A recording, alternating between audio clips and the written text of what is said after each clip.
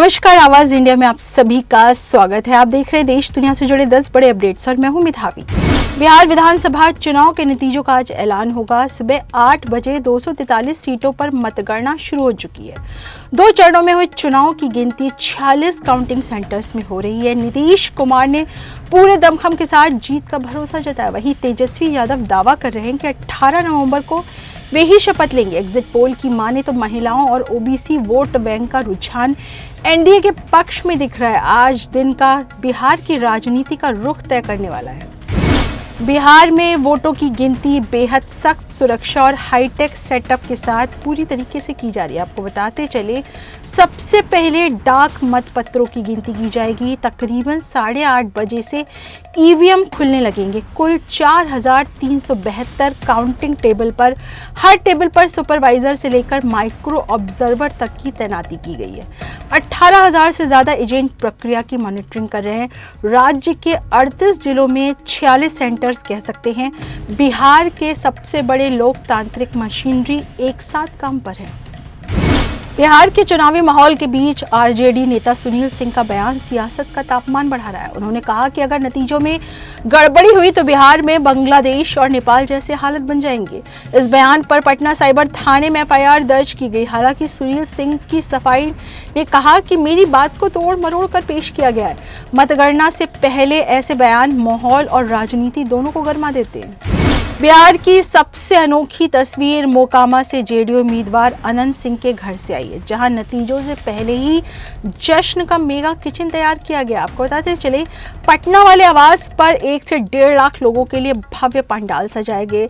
4 लाख से ज्यादा मिठाइयां, सिर्फ रसगुल्ले ही 1 लाख तक बनाए गए। पुलाव, पूरी, दाल, सब्जी, इन सब की तैयारी की गई है और जीत के बाद 56 भोगों की भी तैयारी की गई है। मतलब बिहार में राजनीति हो या खाना, दोनों ही बड़े स्तर पे होते हैं। पुणे के नवले ब्रिज पर एक बेकाबू ट्रक से भीषण हादसे में ब्रेक फेल हो गए और ट्रक कई वाहनों को रौंदता हुआ आगे बढ़ गया। एक कार, कंटेनर और बस के बीच भिड़ंत हुई। उसमें सवार 4 लोगों की मौके पर ही मौत हो गई। टक्कर के बाद कंटेनर और बस में आग लग गई, जिससे ट्रैप हुए यात्री बाहर ही नहीं निकल पाए। फायर ब्रिगेड ने कई घंटे कड़ी मशक्कत के बाद आग पर काबू पाया और मरने वालों की संख्या तकरीबन बढ़कर 8 हो गई और आगे भी बढ़ सकती है। दिल्ली में लाल किले के पास हुए कार ब्लास्ट पर केंद्रीय गृह मंत्री अमित शाह का बड़ा बयान आया। शाह ने कहा कि जिम्मेदारी को ऐसी सजा दी जाएगी कि जो दुनिया के लिए संदेश होगी। सरकार की प्रतिबद्धता साफ है, किसी भी साजिशकर्ता को छोड़ा नहीं जाएगा। उन्होंने साफ कहा कि भारत ऐसे हमले दोबारा ना हो, इसके लिए सरकार टॉप लेवल पर एक्शन मोड पे है। लाल किले ब्लास्ट के बाद अब फोकस अल फलाह यूनिवर्सिटी पर है। सरकार ने संस्थान के सभी रिकॉर्ड का फॉरेंसिक ऑडिट करने का बड़े आदेश दिए हैं। साथ ही ईडी और अन्य वित्तीय संस्थाओं को यूनिवर्सिटी में धन के लेन देन की पूरी जांच करने को भी कहा है। आपको बताते चले, डॉक्टर उमर नकवी जो विस्फोट वाली कार चला रहे थे, यही सहायक प्रोफेसर थे। अमित शाह की अध्यक्षता में हुई हाई लेवल मीटिंग के बाद अब ये बड़े फैसले लिए गए हैं। दिल्ली एनसीआर में प्रदूषण का कहर तीसरे दिन भी बरकरार रहा। AQI खतरनाक स्तर पर है। सुप्रीम कोर्ट ने भी वायु प्रदूषण पर बड़ी चिंता जताई और कड़े कदमों की जरूरत भी बताई है। नोएडा प्रशासन ने बड़ा फैसला लिया और क्लास 5 तक स्कूलों को हाइब्रिड मोड पर कर दिया। AQI 300 पार है। हवा में जहर जैसे हालात बने हुए। सर्दी के मौसम से पहले ही दिल्ली एनसीआर दम घुटने जैसे माहौल में रहने को मजबूर है।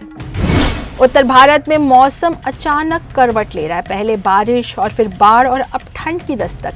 हिमाचल, कश्मीर और उत्तराखंड में अक्टूबर की शुरुआत से ही बर्फबारी जारी है। पहाड़ों पर मौसम सुहाना है, लेकिन मैदानी राज्यों में ठंड ने रफ्तार पकड़ ली है। तापमान लगातार गिर रहा है। लोगों को अभी भी कनपट्टियों पे चुभने वाली सर्दी महसूस होने लगी है। भारत और साउथ अफ्रीका के बीच पहला टेस्ट आज सुबह 9:30 बजे से कोलकाता के ईडन गार्डन्स में शुरू हुआ। टॉस 9 बजे होगा और सुरक्षा कड़ी है, क्योंकि दिल्ली ब्लास्ट के बाद पुलिस पूरी तरीके से हाई अलर्ट मोड पे है। साउथ अफ्रीका ने टेम्बा बामुमा की कप्तानी में एक भी टेस्ट नहीं गंवाया। 10 में से 9 जीते हैं। वहीं शुभमन गिल ने 2025 में अपने 1000 टेस्ट रन पूरे करने के करीब हैं। ऋषभ पंत और ध्रुव जुरैल पहली बार एक साथ प्लेइंग 11 में देखे जा सकते हैं। आज आवाज इंडिया में देश दुनिया से जुड़ी बड़ी खबरों में इतना। एक बार फिर हाजिर होंगी बड़ी अपडेट्स के साथ।